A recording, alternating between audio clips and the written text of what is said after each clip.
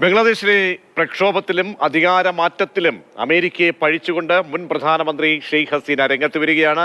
Saint Martin ദ്വീപ് അമേരിക്കയ്ക്ക് കൈമാറാത്തത് കൊണ്ടാണ് തനിക്ക് അധികാരത്തിൽ നിന്നും പുറത്തു പോകേണ്ടി വന്നത് എന്നാണ് ആരോപണം. തന്റെ അനുയായികൾ വഴിയാണ് ഷെയ്ഖ് ഹസീന ഇക്കാര്യം മാധ്യമങ്ങളെ അറിയിച്ചിരിക്കുന്നത്. അനൂപ് ദാസ് ഡൽഹിയിൽ നിന്ന് ചേരുന്നുണ്ട്.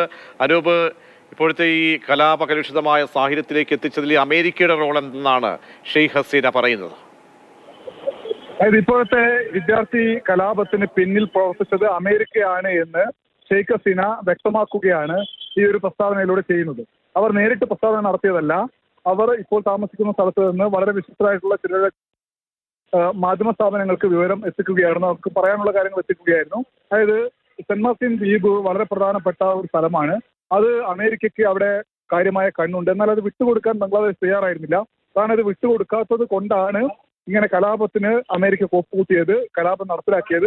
എന്നാൽ അത് വിട്ടുകൊടുത്തിരുന്നുവെങ്കിൽ ഞാൻ ഇപ്പോഴും അധികാരത്തിൽ ഉണ്ടാവുമായിരുന്നു എന്നാണ് അദ്ദേഹം ഷെയ്ഖ് ഹസീന പറഞ്ഞിരിക്കുന്നത്. അതായത് വിദ്യാർത്ഥി കലാപത്തിന് പിന്നിൽ അമേരിക്കയാണ് എന്ന് പറഞ്ഞ ഹസീന, എന്നാൽ പ്രക്ഷോഭകരെ അപമാനിക്കുന്ന ഒരു വാക്കും താൻ ഉപയോഗിച്ചിട്ടില്ല, അതും വളച്ചെടുക്കുകയായിരുന്നു എന്നുകൂടി വ്യക്തമാക്കുന്നു. അതായത് അമേരിക്കയാണ് ഈ കലാപത്തിന് പിന്നിൽ, അമേരിക്ക ഇടപെട്ടത് കൊണ്ട് മാത്രമാണ് തനിക്ക് പ്രധാനമന്ത്രി പദം നഷ്ടപ്പെട്ടത്, അധികാരം നഷ്ടപ്പെട്ടത് എന്ന് ഹസീന വ്യക്തമാക്കുന്നു.